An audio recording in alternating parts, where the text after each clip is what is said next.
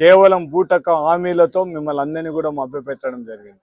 కానీ ప్రజలు కూడా ఏమనుకున్నారంటే జగన్మోహన్ రెడ్డి ఇంత పథకాలు ఇచ్చినారు, వీళ్ళందరూ కూడా కూటమి బీజేపీ జనసేన చంద్రబాబు నాయుడు కలిసినారు, వీళ్ళకందరికి కూడా అపార నమ్మకం ఉంది, వీళ్ళన్నీ చేస్తారని ఉద్దేశం. ఆయన ఏం చెప్తా వచ్చినాడు, మొత్తం నేను సంపద సృష్టిస్తాను, సంపద సృష్టించే మీకు అందరికి ఇస్తాను. అంటే సంపద సృష్టించడం అంటే అప్పులు చేయడమేనా? సంపద సృష్టించడం అంటే ఈ విధంగా ప్రజలను మోసం చేయడమేనా అనేది ఒక్కసారి.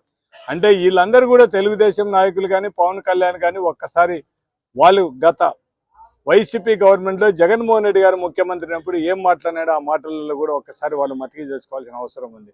ఈ రాష్ట్రం శ్రీలంక అయిపోతుంది, మొత్తం అంతా కూడా అప్పుల పాలైపోతుంది రాష్ట్రం. మనం శ్రీలంక ఏ విధంగా అయితే ఈ రాష్ట్రం కూడా. కానీ ఆ రోజు ఏదో జగన్మోహన్ రెడ్డి ఇచ్చే పథకాలకే శ్రీలంక అయిపోతుంది. మీరు ఇచ్చిన సూపర్ హామీలు సూపర్ సిక్స్లు అంటే కేవలం ప్రజలను మోసం చేయడానికి, ఓట్ల కోసం మాత్రమే. మీరు ప్రజలను మోసం చేయడానికి ఓట్లు వేయించుకోవడానికి తప్ప మీరు ప్రజల మీద ఎటువంటి ప్రేమ లేదు, కేవలం ఓట్ల కోసం తప్ప. మీరు ప్రజలు మోసం చేసి ఓట్లు వేయించుకోవడానికే మీకు మీ సూపర్ సిక్స్లు ఇవన్నీ వచ్చినాయి. కాబట్టి ఈ రాష్ట్ర ప్రజలందరూ కూడా తెలుసుకోమని ఒకటే విజ్ఞప్తి చేస్తున్నాం. మీకోసం ఆనాడు దివంగత నేత రాజశేఖర రెడ్డి ఈ రాష్ట్రంలో ఉండే పేద పిల్లలందరూ కూడా మంచి చదువులు చదవాలనే ఉద్దేశంతోనే ఫీజు రియంబర్స్మెంట్ ఇచ్చిన ఘనత ఆనాటి దివంగత నేత రాజశేఖర రెడ్డి గారు. మొత్తం అందరి పిల్లలు కూడా ఈరోజు ఇంజనీర్లు కానీ డాక్టర్లు కానీ ఇంకా పెద్ద పెద్ద చదువులు చదవడానికి అవకాశం ఇచ్చిన నాయకుడు రాజశేఖర రెడ్డి గారు. ఆయన బాటలోనే కొడుకు కూడా పిల్లలు ఈ రాష్ట్రంలో ఉండే పిల్లలు చదువు కోసం వాళ్ళు ఇబ్బంది పడకూడదు, వాళ్ళు డబ్బులు లేక చదువు మధ్యాహ్నం ఆగిపోకూడదు అనేది జగనన్న విద్యా దీవెన, జగనన్న వసతి దీవెన ఇవన్నీ కూడా పెట్టడం జరిగింది. ముఖ్యంగా తెలుగుదేశం ప్రభుత్వాన్ని డిమాండ్ చేసేది ఒకటే, ఇమ్మీడియట్గా మేము ఈరోజు కలెక్టర్కి ఇచ్చిన మెమరాండంలో కూడా ఇమ్మీడియట్గా విద్యార్థులకు ఏదైతే ఫీజు రియంబర్స్మెంట్ బాకీ ఉన్నారో అవన్నీ కూడా ఇమ్మీడియట్గా రిలీజ్ చేయండి. దాంతోపాటు ఈ ప్రైవేట్ మెడికల్ కాలేజీ ప్రైవేట్ పరం చేయకుండా ఖచ్చితంగా గవర్నమెంటే కాలేజీలు నడపాలి. పేద విద్యార్థులకు ఎవరికి అన్యాయం జరగకుండా ఖచ్చితంగా చేయాలనే ఉద్దేశంతోనే ఈరోజు. దాంతోపాటు నిరుద్యోగ భృతి కూడా 3,000 రూపాయలు ఖచ్చితంగా ఇవ్వాలి, లేకుంటే ఉద్యోగాలను చూపని 3,000 రూపాయలు నిరుద్యోగ భృతి ఇవ్వాలని ఈరోజు డిమాండ్ చేస్తూ మేము కలెక్టర్ గారికి మెమరాండం ఇవ్వడం జరిగింది. జగన్మోహన్ రెడ్డి గారి హయాంలో విద్యా దీవెన, వసతి దీవెన అని చెప్పేసి ప్రతి త్రైమాసికానికి డబ్బులు వేస్తున్నటువంటి పరిస్థితి గత ప్రభుత్వంలో మీరు అందరూ కూడా చూశారు. మరి ఎలక్షన్లకి 3 నెలల ముందు అంటే జనవరి నుంచి మార్చికి సంబంధించిన డబ్బులు ఏప్రిల్లో వెరిఫికేషన్ చేసి అనంతరం రిలీజ్ చేస్తామని చెప్తే ఎలక్షన్ కమిషన్కి ఫిర్యాదు చేసి మరి ఆపినటువంటి ఘనత ఆ రోజు కూటమి నాయకులది.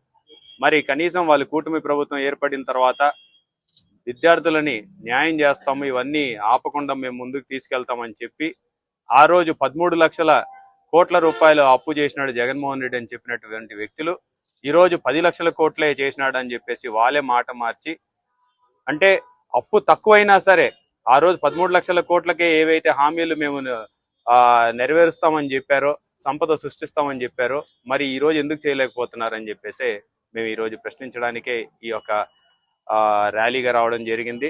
కలెక్టర్ గారికి మెమరాండం సమర్పించడం జరిగింది. మేము ఒకటే కోరుతున్నాం, విద్యార్థుల భవిష్యత్తుతోటి చెలగాటం ఆడొద్దు అని చెప్పేసి కోరుకుంటున్నాం. విద్యార్థులను ఈ రోజు కాలేజ్ నుంచి వెనక్కి పంపించే పరిస్థితి వచ్చింది.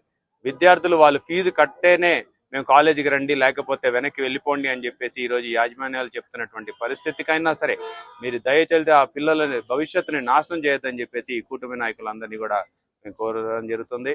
అలాగే తల్లులకి అందరికీ కూడా ఎంతమంది బిడ్డలు ఉంటే అంతమంది బిడ్డలకి మేము అమ్మఒడి ఇస్తామని చెప్పారు, ఇచ్చారా అని చెప్పేసి అడుగుతున్నాం.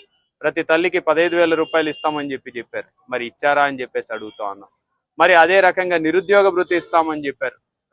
ఆ రోజు నిరుద్యోగులందరికీ కూడా 3,000 రూపాయలు ఇస్తామని చెప్పేసి ప్రకటించారు. మరి ఈ రోజు నిరుద్యోగులకి ఏమైనా ఉద్యోగాలు చూపించారా, లేకపోతే నిరుద్యోగ భృతి ఇచ్చారా అని చెప్పేసి కూడా అడుగుతా ఉన్నాం.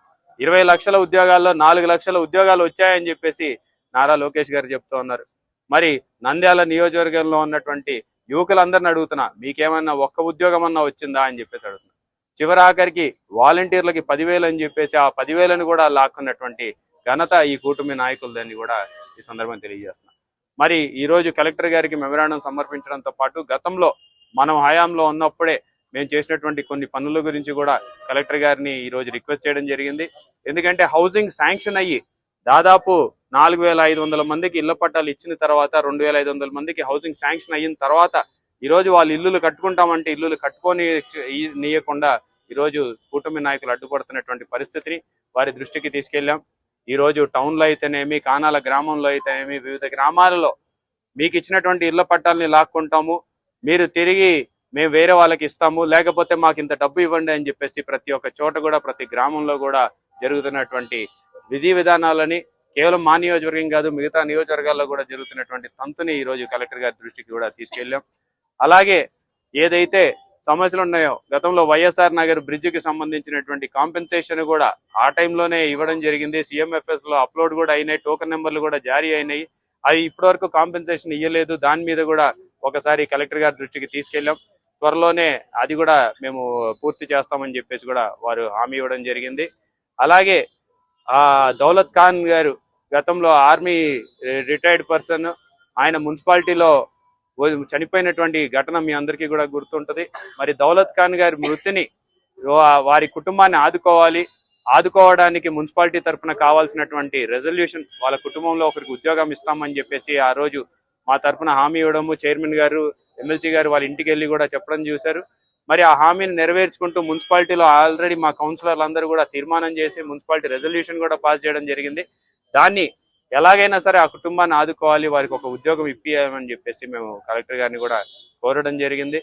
మరి ఈ రకంగా నంద్యాలకి సంబంధించినటువంటి విషయాల్లో, అలాగే కుందూరు నదికి సమీపంలో మనం ఏదైతే జగనన్న కాలనీ ఇచ్చామో, ఈరోజు కాలనీలో పేదలకు ఇచ్చిన ఇళ్ల పట్టాలలో ఉన్నటువంటి మట్టిని కూడా తవ్వుకొని ఈరోజు అమ్ముకుంటున్నటువంటి పరిస్థితి మనం చూస్తున్నాం. దాన్ని కూడా వారి దృష్టికి తీసుకెళ్లాం.